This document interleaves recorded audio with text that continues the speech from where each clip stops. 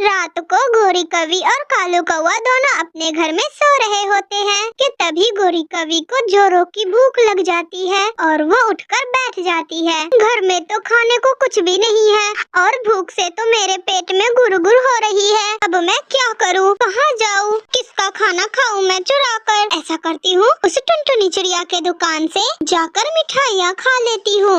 और फिर गोरी कवि अपने घर से निकलती है और वो खिड़की के रास्ते टुनटुनी चिड़िया के मिठाई की दुकान में घुस जाती है और वहाँ जाकर मजे मजे की खूब सारी मिठाइयाँ खाती है। गोरी कवि लड्डू खाती है, गुलाब जामुन खाती है और भी सारी बहुत सारी मिठाइयाँ थी वहाँ पर।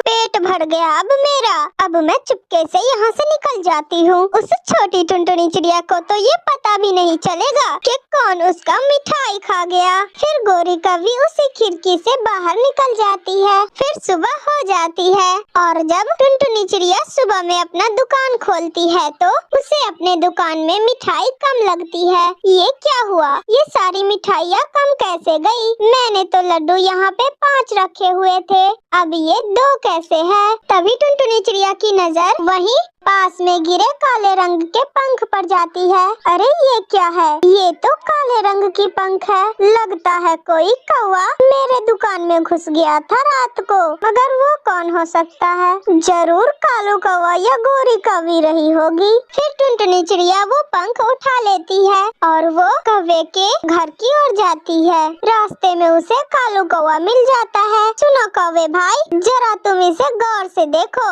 ये पंख किसका है? अरे चिड़िया, ये पंख तो मेरी पत्नी गोरी कवि का है। मैंने पहचान लिया, कहीं गिर गया होगा।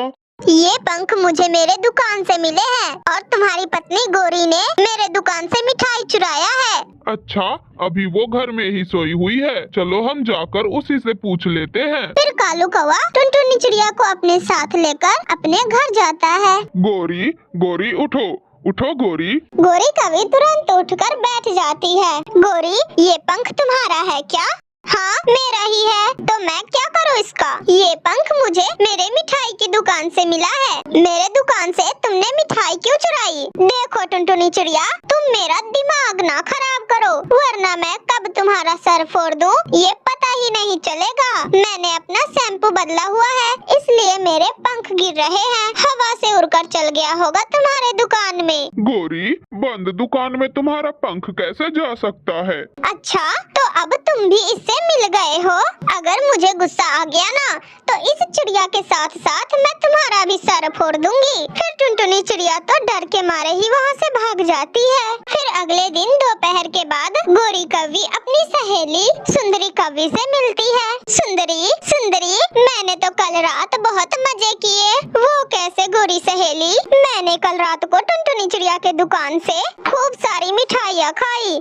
गुलाब जामुन था, लड्डू था और रसगुल्ले, बहुत सारी एकदम मजेदार की मिठाइयाँ थी। गोरी सहेली, मिठाई खाने का तो मेरा भी बहुत दिल कर रहा है। आज रात को मुझे भी ले जाना अपने साथ। ठीक है सुंदरी, मैं आधी रात को आऊंगी, लेकिन तुम उठ जाना। कहीं ऐसा ना हो कि मैं दरवाजे पर आवाज लगाती रहूं और तुम सोती रहो। तुम इतनी चिंता ना करो, मैं अपना दरवाजा खुला ही छोड़ दूंगी और तुम आ जाना।